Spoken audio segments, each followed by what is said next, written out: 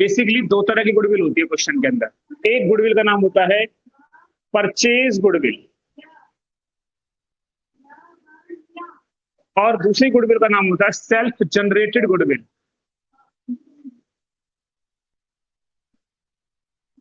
ठीक है, दो गुडविल होगी हमारी, दो प्रकार की। एक गुडविल का नाम होता है परचेज गुडविल, दूसरे गुडविल का नाम होता है self generated goodwill. Purchase goodwill ये आपको बैलेंस शीट में नजर आएगी, अपीयर्ड इन बैलेंस शीट।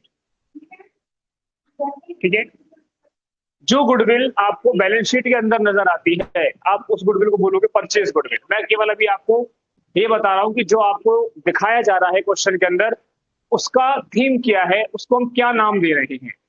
तो जो गुडविल आपको बैलेंस शीट के अंदर क्वेश्चन के अंदर जो है शो ऑफ हो रही है उसको आप बता रहे हो परचेज गुडविल।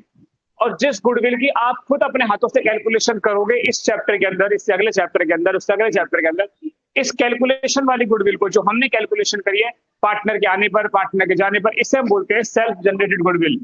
यानी कि सेल्फ जनरेटेड गुडविल की जो कैलकुलेशन होती है वो कब कब हुई? Change in profit sharing ratio. अगर इनका प्रॉफिट शेयरिंग रेशियो चेंज होता है on admission of partner, partner के किसी पार्टनर के एडमिशन पर, डेथ ऑफ पार्टनर, पार्टनर की डेथ हो जाने पर, रिटायरमेंट हो जाने पर पार्टनर की। ठीक है, इन तरीकों से जो आप गुडविल की कैलकुलेशन करते हो, यानी कि ये केसेस होते हैं जो हम गुडविल कैलकुलेशन में करनी पड़ती है। गुडविल को हमें चेंज करना पड़ता है, बताना पड़ता है, रेक्टिफाइड करना पड़ता है, चेंज कर कैलकुलेट करना पड़ता है कि भाई at the time of the admission of the partner goodwill कैसे कैलकुलेट करनी। तो ये कंडीशन होती है हमारे पास।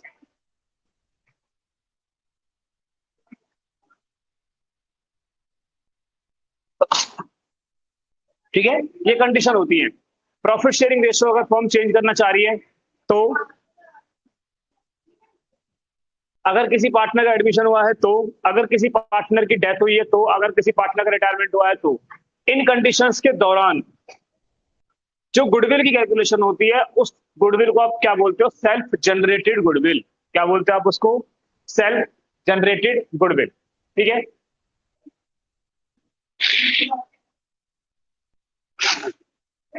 देन जो गुडविल आपको बैलेंस शीट में